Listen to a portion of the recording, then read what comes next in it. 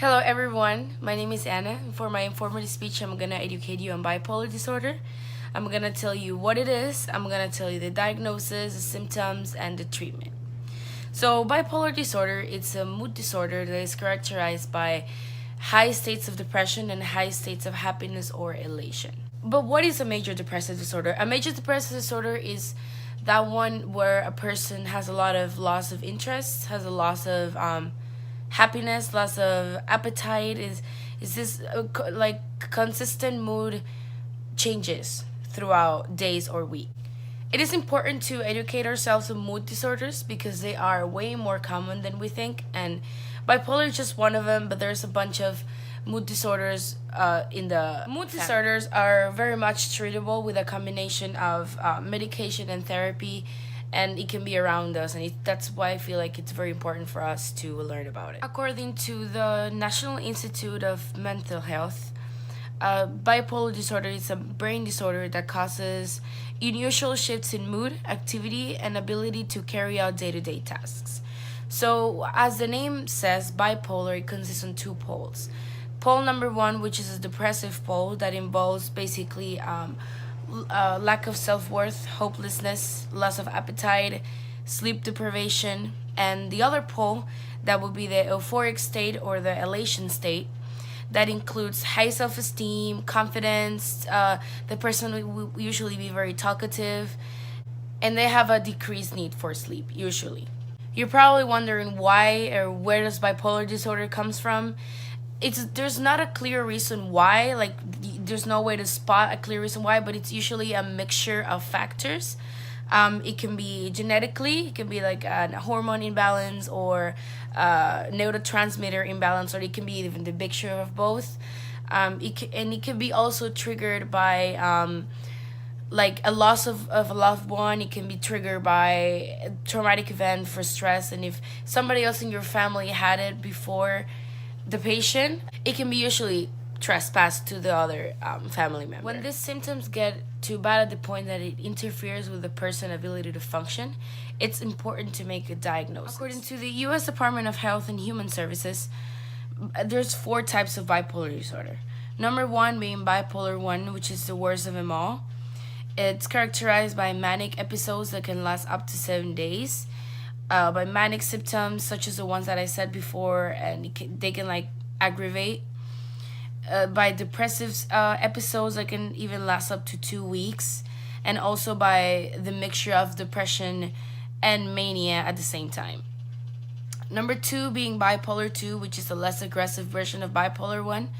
It's characterized by a pattern of depressive episodes, by hypomania episode, which is a mild version of mania, and it is also a not full-blown bipolar 1. It's like a mild version of bipolar 1. Cyclothymic, which is the third version of bipolar disorder, it's a very it's a very like very much less aggressive version of bipolar disorder. It's characterized by hypomania and depressive patterns that can last up to 2 years, but they're not a full-blown diagnosis. And number 4 being the unspecified bipolar disorder, which is just symptoms that they're similar to the ones of the other 3 types of bipolar disorder, but they're not quite there. So they cannot be made a full diagnosis out of it. It is very important to know the more specific symptoms of the 2 poles of the bipolar disorder. For the manic episodes, it will be the person will feel very jumpy. Per se, will feel very like if it was wired. Person will talk fast, feel very agitated, will feel like the thoughts are coming to their brain very, very fast. Will say several things at once. They will have trouble saying certain words. They would engage in very risky behaviors and risky things, and they would usually have reckless sex. For the other pole, which would be the depressive one, the person is usually going to feel very, very empty inside. It's going to want to stay in bed for too long. It's going to sleep too much or sleep too little. It's going to eat too much or eat too little. It's going to forget things a lot, lose focus and lose concentration very, very fast. it's gonna feel slow it down, and it's even gonna have suicide. According to medical news today, 2.9% of Americans are diagnosed with bipolar disorder, and out of these cases, 83 of them are severe, which basically means that most of them, when they appear and they're shown in a person, it's usually either bipolar 1 or bipolar. It is important to know that bipolar disorder is way more common than we think. And if it's not treated correctly, it can restrain a person of doing their day-to-day activities.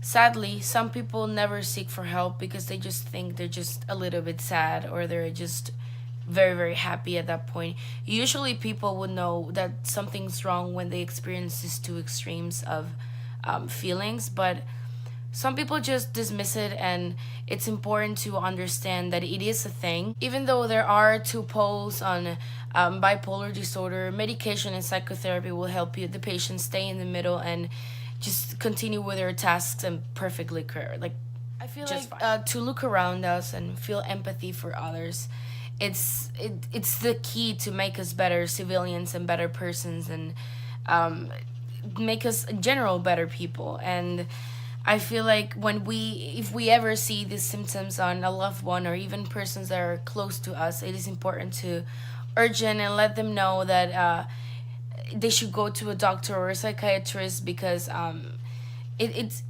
imagine, it's very, very sad to not be able to do your everyday to day tasks and having a constant battle in your brain, and helping people if you can. I feel like self-awareness is very important when it comes to this mental disease.